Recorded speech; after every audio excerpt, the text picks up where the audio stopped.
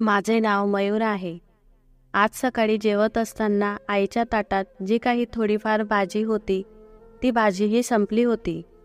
पण तिच्या हातात अजूनही एक चपाती शिल्लक होती आणि ती इकडे तिकडे बघत होती की कदाचित मी काही बोलण्याआधीच कोणी मला समजून घेईल. पण मला तिच्या मनातील गोष्ट समजली होती.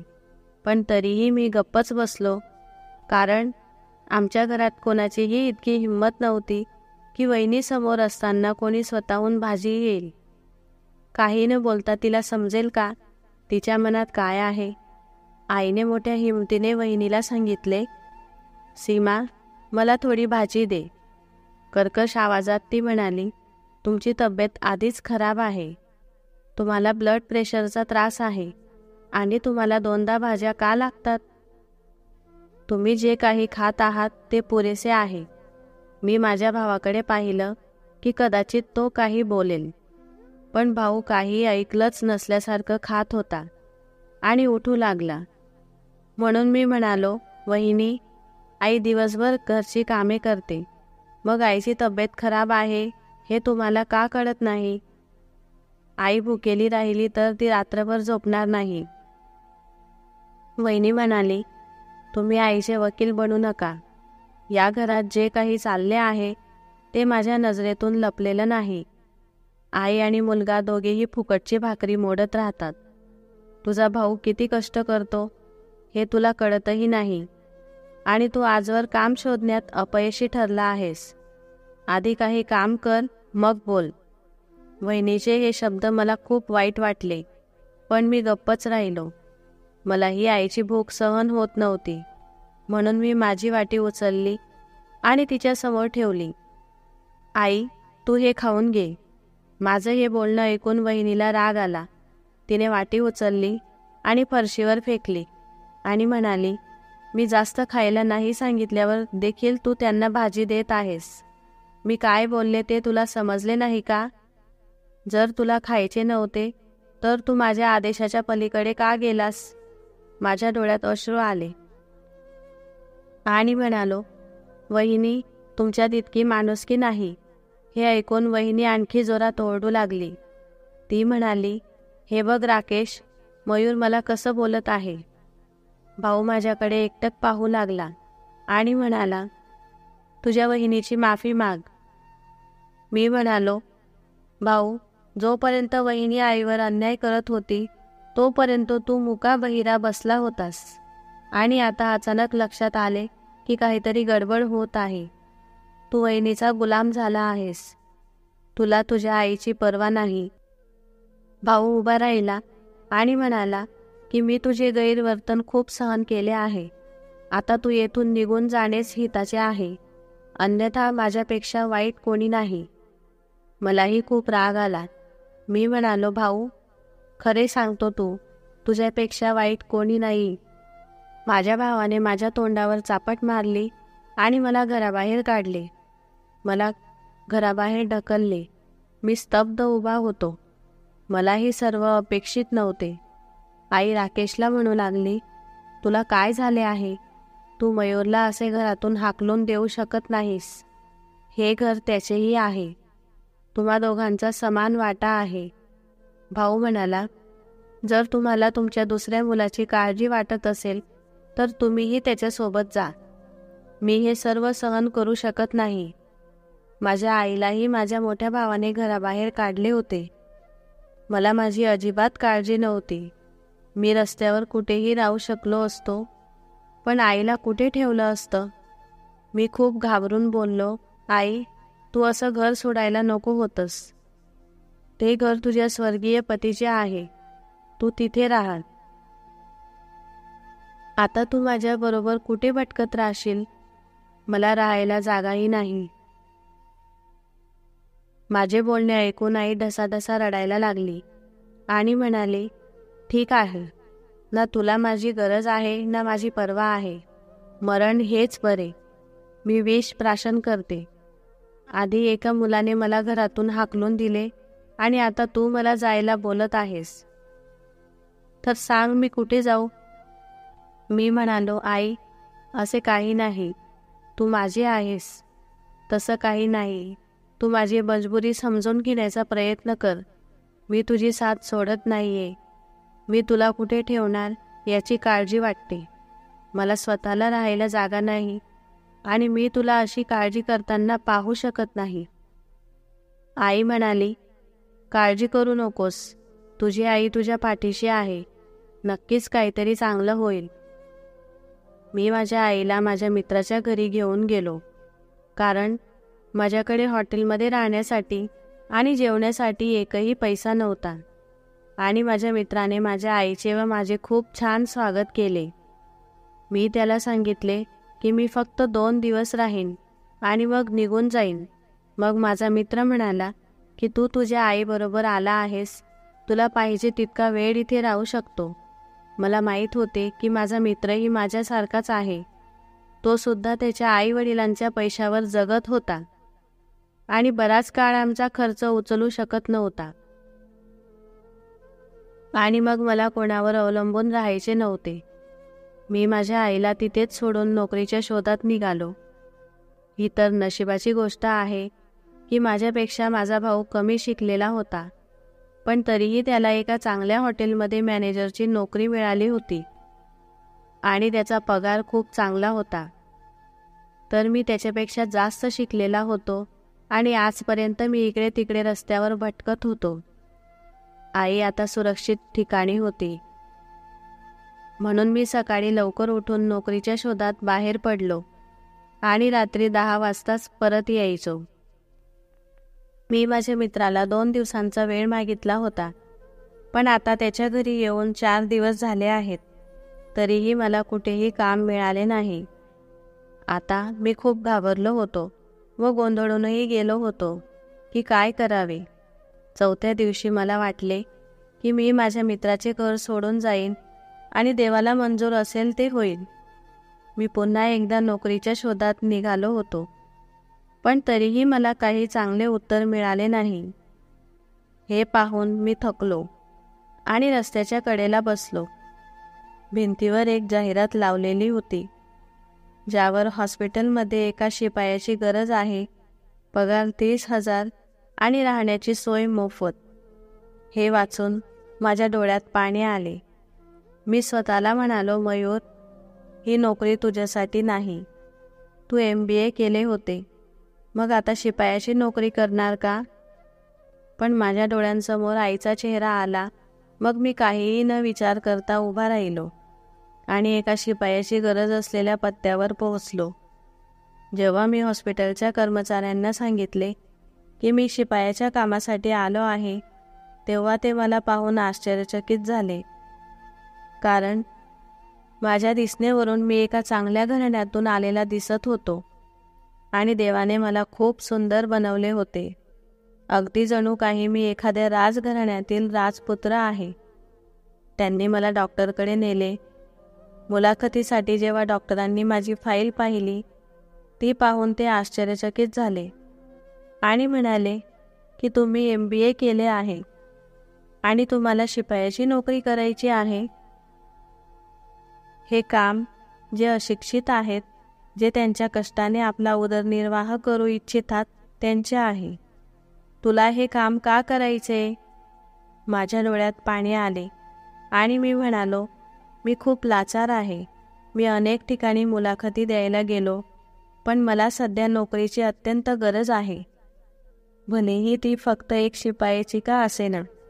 यामुळे मी हे काम करण्यास तयार आहे. डॉक्टर म्हणाले, जर असे असेल तर मी तुम्हाला ही नोकरी देतो. मला डॉक्टरांनी शिपायाची नोकरी दिली होती. मला हॉस्पिटलच्या मागे फ्लॅटही दिला होता. हे मला समजत नव्हते की हा माझ्यासाठी आनंदाचा प्रसंग आहे की दुःखाचा प्रसंग. असो, मी घरी गेलो आणि माझ्या मित्राला म्हणालो, या कठीण काळात तू मला साथ दिलीस आणि तुझ्या घरात राहायला जागा दिलीस, याबद्दल मी तुझा खूप आभारी आहे. आता मी माझ्या आईला घेऊन येथून जात आहे. माझा मित्र विचारू लागला की तू कुठे जाणार आहेस? मग मी त्याला सांगितले की मला हॉस्पिटलमध्ये नोकरी मिळाली आहे. मग तो हसायला लागला आणि म्हणाला की मला मूर्ख बनवू नकोस. तू MBAचे शिक्षण घेतले आहेस. हे ऐकून माझ्या मित्राच्याही डोळ्यात पाणी आले.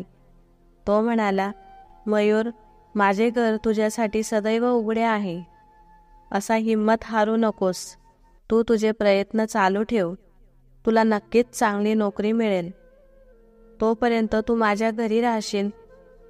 मी म्हणालो, तू मला इतके दिवस इथे ठेवलेस आणि माझी सर्व प्रकारे काळजी घेतलीस, त्याबद्दल मी तुझे आभार मानतो. माझ्या मित्राने मला खूप थांबवण्याचा प्रयत्न केला, पण मी थांबलो नाही आणि माझ्या आईला घेऊन गेलो. मी हॉस्पिटलच्या मागे एका फ्लॅटमध्ये शिफ्ट झालो. आई विचारू लागली, मयूर, तुला काय जॉब लागलाय? मग मी म्हणालो, आई, मी एका खोलीत बसून कम्प्युटरवर हिशोब करेन. हे ऐकून आईला आनंद झाला. आता मी तिला सत्य सांगू शकलो नाही, अन्यथा तिला खूप त्रास झाला असता आणि तिचा बीपीही वाढला असता. आता मी रोज कामावर जायचो, मोठ्या आवडीने दवाखान्यात साफसफाई करत राहायचो आणि माझ्या नशिबात कदाचित हेच लिहिले असेल. प्रत्येक माणूस स्वतःच्या नशिबी खातो, त्यामुळे कदाचित ही गरिबी माझ्या नशिबी असेल आणि माझ्या नशिबात कमी पगारात एक छोटीशी नोकरी लिहिली होती. मी मोठी नोकरी मिळवण्याची व्यर्थ स्वप्ने पाहत होतो. मी स्वतःलाच शिव्या घातल्या होत्या. मी माझ्या आयुष्याकडून खूप अपेक्षा ठेवल्या होत्या, म्हणून मी स्वतःशी अनेकदा भांडायचो. बरं, जे काही होतं ते व्हायलाच हवे होते. मी महिनाभर चांगले काम करत होतो. डॉक्टरांनी मला बोलावून घेतले आणि माझी खूप प्रशंसा केली. तुमची कोणतीही तक्रार आली नाही. मग डॉक्टरांनी मला सांगितले की मी तुमची फाईल माझ्या एका मित्राला दिली आहे आणि तो तुमच्यासाठी काही करू शकेल. तो तुम्हाला कुठेतरी चांगली नोकरी देईल. हे ऐकून मला खूप आनंद झाला. मी म्हणालो, डॉक्टर साहेब, असे झाले तर मी आयुष्यभर तुमचा उपकार विसरणार नाही. आयुष्यभर प्रार्थना करत राहीन. डॉक्टर हसले. त्यांनी माझ्या हातात 30,000 रुपये ठेवले आणि म्हणाले, हे घ्या. मी डॉक्टरांच्या ऑफिसमधून बाहेर पडलो. मी माझा पगार मोजू लागलो.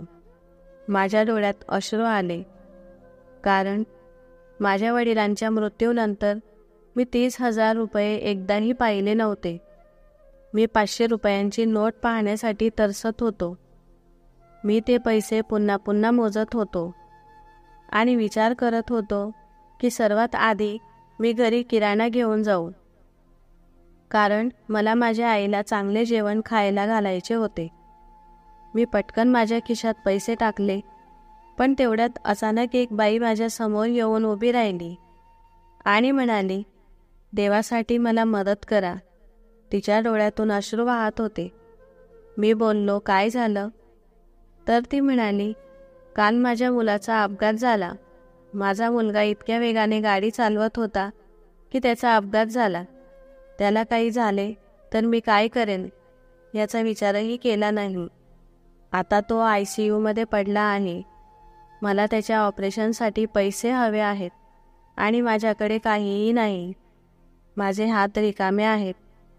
आता देवाशिवाय कोणी माझ्या मुलाचा जीव वाचवू शकतो? तो फक्त पैसा आहे. पैशाशिवाय माझ्या मुलाचा जीव वाचू शकत नाही. डॉक्टर त्याचं ऑपरेशन करतील तर माझ्या मुलाचा जीव वाचेल. त्या बाईच्या चेहऱ्यावर इतकी असहायता दिसत होती की तिला बघून मी 30,000 रुपये खिशातून काढून त्या बाईच्या हातात ठेवून म्हणालो की मी तुझ्या मुलाच्या दीर्घ आयुष्यासाठी प्रार्थना करेन. आणि त्या बाईने तिचा हात पुढे केला व मला आशीर्वाद दिला आणि पुढे जाऊन दुसऱ्या माणसाकडून हात जोडून तिच्या मुलांसाठी पैसे मागत होती. पण तो माणूस तिला अपशब्द बोलू लागला. त्या क्षणी माझ्या मनात असे आले की माझ्याकडे इतके पैसे असावेत की मी त्या महिलेला मदत करू शकेन. मग मी स्वतः त्या महिलेसाठी हॉस्पिटलच्या डॉक्टरांकडे पैसे मागितले.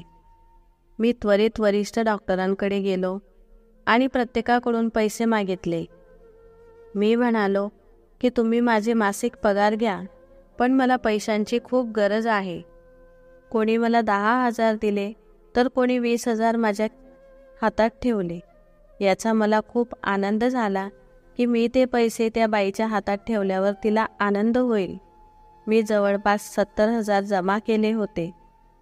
मला ती बाई हॉस्पिटलमध्ये सापडली आणि ते पैसे तिच्या हातात दिले आणि म्हणालो, मी हे पैसे हॉस्पिटलच्या कर्मचाऱ्यांकडून घेतले आहेत.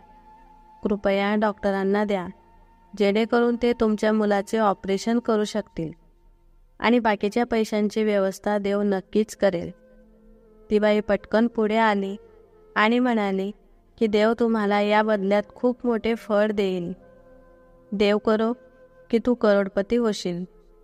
त्यांची प्रार्थना ऐकून मी हसलो आणि पुढे गेलो.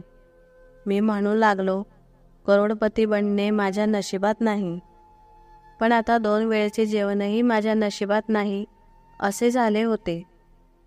कारण आज मिळालेला पगार मी त्या बाईला दिला होता आणि पुढचे 2-3 महिने पगारही मिळणार नव्हता आणि घरी रेशन वगैरे काहीही नव्हते.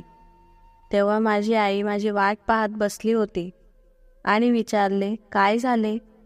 लाजेने माझे खांदे झुकले, पण मी आईला खोटे सांत्वन दिले आणि म्हणालो, आज ना उद्या माझा पगार होईल, काळजी करू नकोस. मग आईने शिळी भाकर लोणच्याबरोबर खायला सुरुवात केली. पण लोणचं खाणं हे तिच्यासाठी बरोबर नव्हतं, कारण तिला रक्तदाबाचा त्रास होता. पण माझं मन आतून खूप दुखत होतं. मी काहीही करू शकत नव्हतो. मी अंथरुणावर पडलो. आई म्हणाली, काहीतरी खा. मी म्हणालो, नाही, मला भूक नाही. आईला माहीत होते की मला काळजी वाटते. आई म्हणाली, बेटा, काळजी करू नको. देव आपल्याला खूप काही देईल, म्हणून काहीतरी खा. मी म्हणालो, आई, हे मला खोटे बोलू नकोस. देव आम्हाला काही देणार नाही.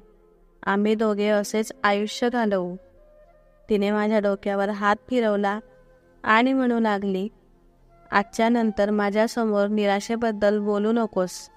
सर्व काही देवाच्या हातात आहे. तो ज्याला पाहिजे त्याला देऊ शकतो आणि कोणाकडूनही हिरावून घेऊ शकतो. मी फक्त माझ्या आईचे शब्द ऐकत होतो. जेव्हा मी दार उघडले तेव्हा 2 पुरुष माझ्यासमोर उभे होते आणि त्यांच्या डोळ्यांवर काळे चष्मे होते. त्यांच्या मनगटावर महागडी घड्याळं बांधलेली होती. मी म्हणालो, तुम्ही कोण आहात? मी तुम्हाला ओळखत नाही. मग तो म्हणाला, काळजी करू नका. आम्हाला तुम्ही ओळखत नाही, पण आम्ही तुम्हाला चांगलेच ओळखतो. तुम्ही या चाव्या घ्या आणि हा कागद घ्या. मी म्हणालो, हे कागद आणि चाव्या मला का देताय? मग एक माणूस म्हणू लागला की हे तुमच्यासाठी सरप्राईज आहे. तुम्ही घरी जा आणि सोफ्यावर आरामात बसा आणि हे पत्र वाचा.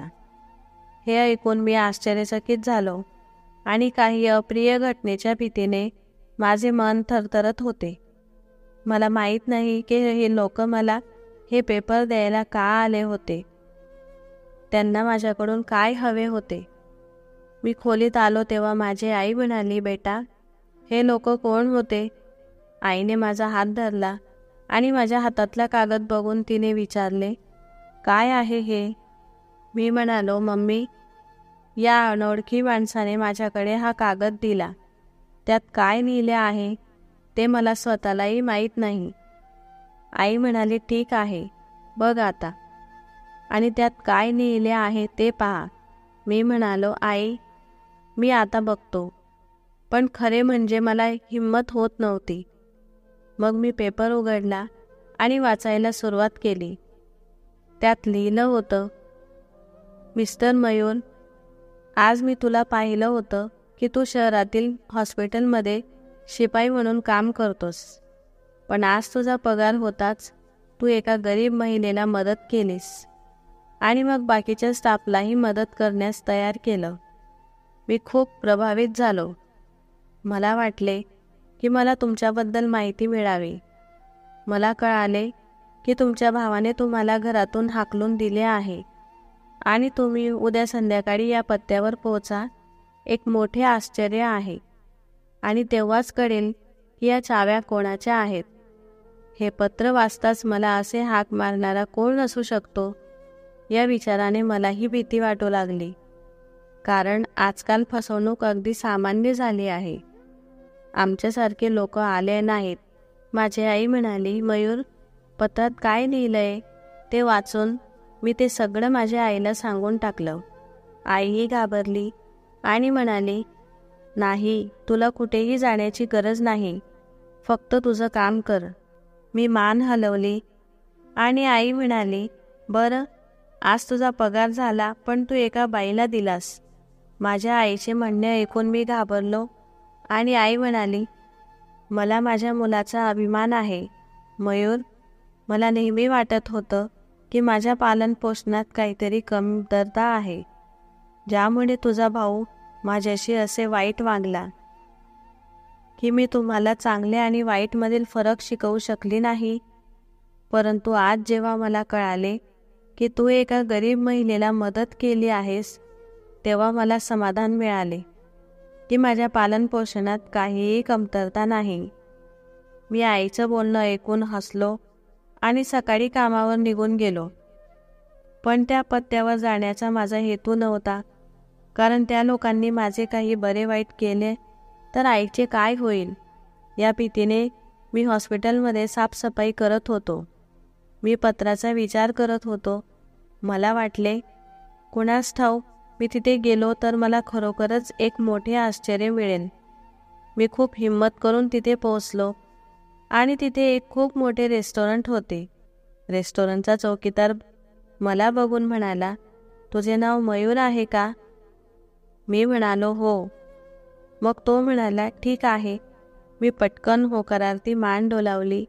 तो म्हणाला, बॉस तुमची वाट पाहत आहेत, मी तुम्हाला घेऊन जातो. हे ऐकून मी चकित झालो आणि त्याच्यासोबत चालायला लागलो. त्याने मला एका सेक्रेटरीकडे सोपवले आणि मला घेऊन जायला सांगितले. ती मला बॉसच्या खोलीत घेऊन गेली. खोली इतकी थंडी होती की माझ्या पाठीच्या कण्यांमध्ये मुंग्या येणे सुरू झाले. तो माणूस म्हणाला, तुम्ही मला ओळखत नाही, म्हणून मी तुम्हाला माझी ओळख करून देतो. माझे नाव रोहन भट्ट आहे. मी या रेस्टॉरंटचा मालक आहे. पण आता मला या रेस्टॉरंटचे नाव तुझ्या नावावर ठेवायचे आहे. तो माझ्याशी असे बोलला तेव्हा मला आश्चर्य वाटले आणि मी म्हणालो, तुम्ही माझ्याशी मस्करी करत आहात का? तो म्हणाला, मी तुझ्याशी मस्करी करत नाहीये. मला तू आवडतोस. तुझे स्वच्छ आणि उदात्त मन आहे, म्हणूनच मी तुला हे सर्व देत आहे. मी स्तब्ध होऊन विचारले की असं काय कारण आहे? तर तो म्हणाला की 20 वर्षांपूर्वी माझ्यासोबतही असेच घडले होते. मी कॅन्सरचा रुग्ण आहे. मी माझी 4 मुले आणि एका मुलीसह राहत होतो, परंतु 4ही मुलांनी माझी जबाबदारी स्वीकारण्यास नकार दिला. त्यांच्या पत्नीच्या सुरानुसार त्यांनी मला आणि माझ्या 10 वर्षाच्या मुलीला घरातून हाकलून दिले.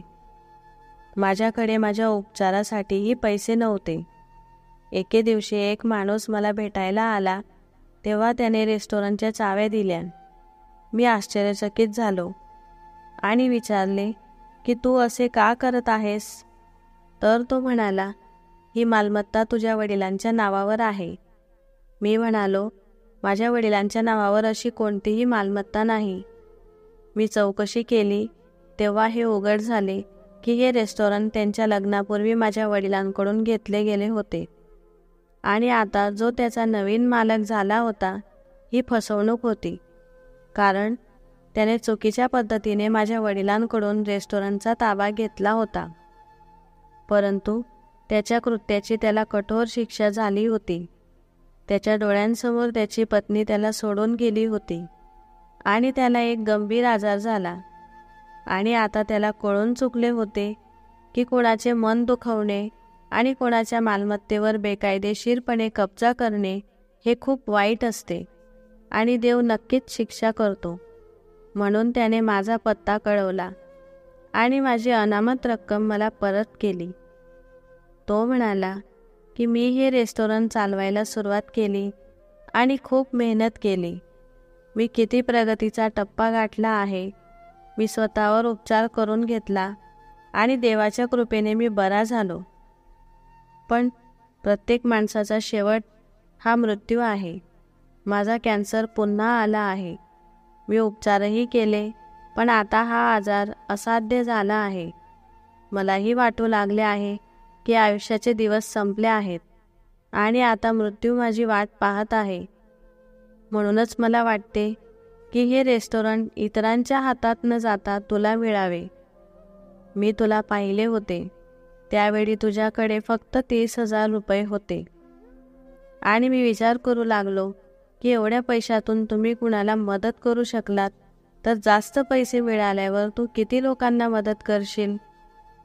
आणि मग मला माझी मालमत्ता तुमच्या नावावर हस्तांतरित करायची आहे. मला आशा आहे की तू लोकांचे भले करत राहशील. माझी तुझ्याकडे एक छोटीशी विनंती आहे. माझ्या मुलीचा हात मला तुझ्या हातात द्यायचा आहे. मला एकुलती एक मुलगी आहे. मला तिचे लग्न तुझ्याशी करून द्यायचे आहे. मी तिला तिच्या भावाकडे सोडू शकत नाही. तिचे भाऊ आणि वहिनी तिचे जीवन नरक बनवतील आणि मला माहीत नाही ते लोक तिचं लग्न करतील की नाही, हेही मला माहीत नाही. त्या माणसाचं ऐकून मी कधी स्वप्नातही असा विचार केला नव्हता.